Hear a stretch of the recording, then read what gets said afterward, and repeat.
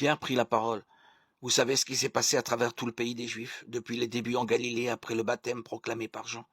Jésus de Nazareth, Dieu l'a consacré par l'Esprit Saint et rempli de sa force.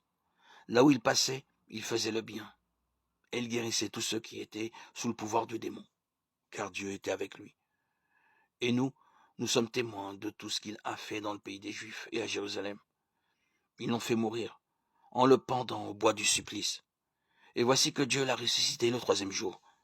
Il lui a donné de se montrer, non pas à tout le peuple, mais seulement aux témoins que Dieu avait choisis d'avance, à nous qui avons mangé et bu avec lui, après sa résurrection d'entre les morts. Il nous a chargés d'annoncer au peuple et de témoigner que Dieu l'a choisi comme juge des vivants et des morts. C'est à lui que tous les prophètes rendent ce témoignage. Tout homme qui croit en lui reçoit par lui le pardon de ses péchés. Pierre parlait encore quand l'Esprit Saint s'empara de tous ceux qui écoutaient la parole. Tous les croyants qui accompagnaient Pierre furent stupéfaits, eux qui étaient juifs, de voir que même les païens avaient reçu à profusion le don de l'Esprit Saint. Car on les entendait dire des paroles mystérieuses et chanter la grandeur de Dieu.